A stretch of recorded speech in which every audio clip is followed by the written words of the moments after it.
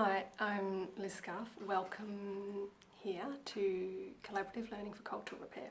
This is step 5 in my How to Do Cultural Repair series, which if you haven't watched the other steps, I'm laughing a little bit because it's a ridiculous idea to put something as complex as cultural repair and subjective and culturally bound into steps.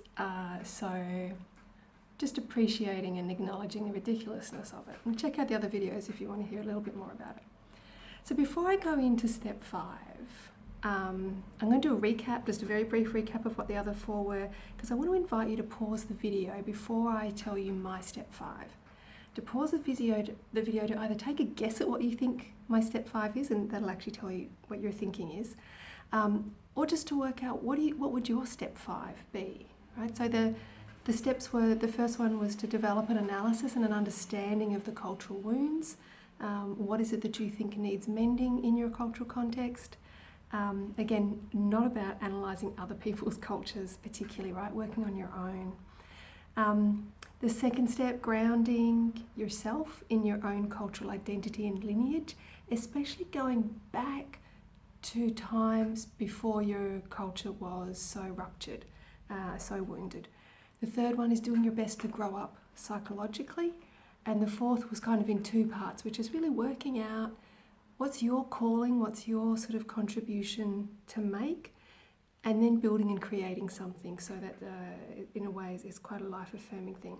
So pause for a moment here if you want, and I'll wait, and then come back and I'll tell you my one.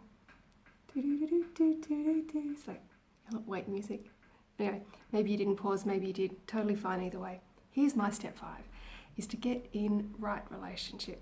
Now this isn't a term I came up with, you probably maybe heard about it before, maybe not, right? It's got its roots in various religious and cultural traditions, and I'm not going to go into any of that.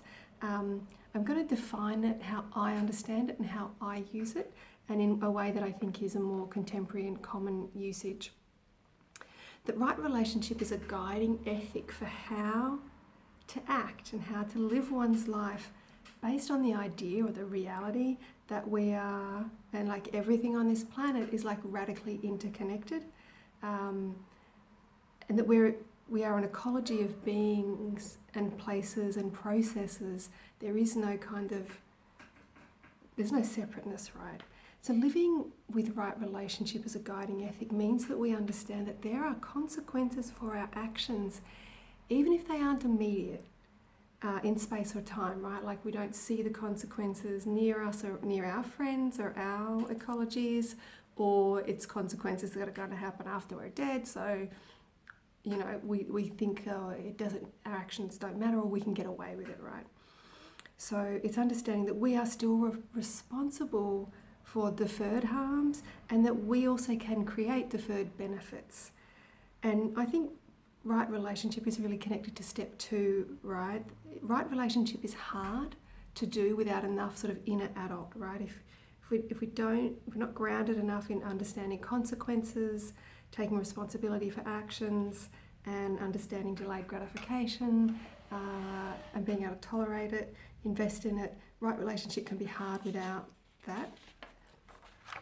It's also I think right relationship is very justice oriented, right? Injustice is absolutely about ruptured and wrong relationship.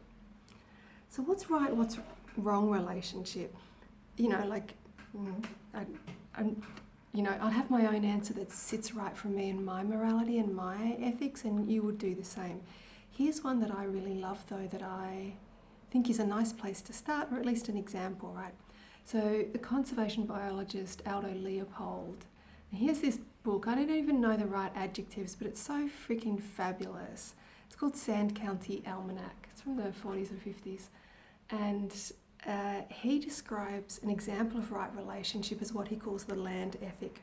So his description is relative to biotic communities, as he calls them, or ecologies, right? So he says, a thing is right when it tends to preserve the integrity, stability, and beauty of the biotic community. It is wrong when it tends otherwise. So with a little tweaking, we could apply this more broadly than just like a biotic community context. So if we thought about what does it mean to be in right relationship with our body, like how would that guide our actions and how we treat and take care of our physical bodies, we would say, okay, what preserves the integrity, stability and beauty of my body? That's it. Those actions are in right relationship. Anything else is probably either neutral. I don't know if there really is much that's neutral, to be honest, but or benign, or it's in wrong relationship because it is harming and tending away from integrity, stability and beauty. If we applied it to future generations, right, how to be in right relationship with future generations, we would think, okay, what am I doing in my life that preserves the integrity, stability and beauty of future generations? And what am I doing that harms it? Now maybe you want to tweak or adjust these words, integrity, stability and beauty. I could see a lot of good reasons to change those in certain contexts and of course for certain moralities and cultural life worldviews. But you roughly get the idea, right? It is a life-affirming concept. Yeah, okay, so we can think about, or I tend to think about right relationship in a range of different contexts, but of course they're not really different if we're really thinking about interconnectedness, but it's a way to help our thinking, right? How am I in right relationship with myself? How am I in right relationship with my body? How am I in right relationship with the place that I occupy, that I live? How am I in right relationship with other humans and other non-humans? How am I in right relationship with the material world, with nature? How am I in right relationship with my community? Maybe that's a sense of a local community. It could also be a global community, right? How am I in right relationship or in relationship with spirit, with ancestors, with future generations? And there's possibly a few other contexts that I haven't thought of that, stick them in the comments if you like. But thinking about right relationship in terms of contexts can also help us kind of feel into where do we feel in right relationship and where do we feel a little bit out. So generally most people know, even if it's a bit unconscious because we don't really want to be aware of it, but we know where and how we are in wrong relationship because it just kind of bugs us. Not everyone, right, but a lot of people, I think it's true about them. But here's some reflective questions in case you're like, oh yeah, I don't have any sense of that yet. And maybe actually you're just in right relationship everywhere. I would say, well done. If you don't have like a YouTube channel or a website teaching about how to do this, you should totally get one. If step 4, it's right for you, your contribution. Anyway, some questions. So where do I yearn for more relationship? Where do I have no or neglected relationship? Where am I in wrong or ruptured relationship? And what do I need to do to get in right relationship to repair those ruptures or to make more relationship? How can I use my resources and my privileges to be in right relationship and perhaps to support others to be in right relationship? They're just a few kind of reflective questions that might be useful. There's 2 other things I want to say, another thing I think about it, and then a caveat. Right relationship is not a static state. It's not a destination you get to at one point after a bit of work and go, oh cool, now I'm in right relationship, I can kick back and cruise. It's a way of living and it's a day-to-day practice because it's relational, which means it's always changing and there's feedback and there's decay and there's creation and there's change, right? And it's not transactional. You can't purchase it, right? The caveat I wanted to mention is that right relationship does not require us to tolerate or forgive disrespectful or abusive behaviour that we're either experiencing now, in the past, in the future. Right relationship in some contexts is absolutely about rejecting, walking away from, holding to account, conflicting with, taking to court, fighting back. It's not a spiritual bypass, love and light, complicit in oppression concept, or complicit in oppression or abuse, right? So it's not, I don't think it's that.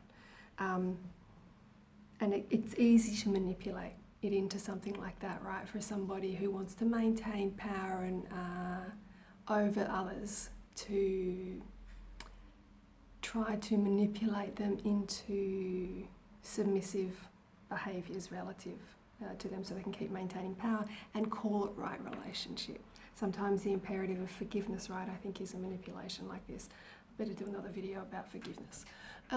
Yeah, okay, that is number 5 of my 5 steps to cultural repair. I would love to hear your thoughts, any that you think, Liz, why did you prioritise this over that? Why not this one? I think this is more important. I'd love to have the discussion because there's not really a right or a wrong here. And maybe in 6 months' time, I'm going to go, I actually have a different 5 now, or, you know, I got to add some things to that, or, oh wow, I'm really embarrassed at how I was thinking about it back then. Who knows, but I think sharing the evolution of our thinking and our feeling around this work is really important. So anyway, I hope you've enjoyed this series, and yeah, love to hear your thoughts in the feedback, or send me an email, whatever's useful. Okay, thanks everyone, bye.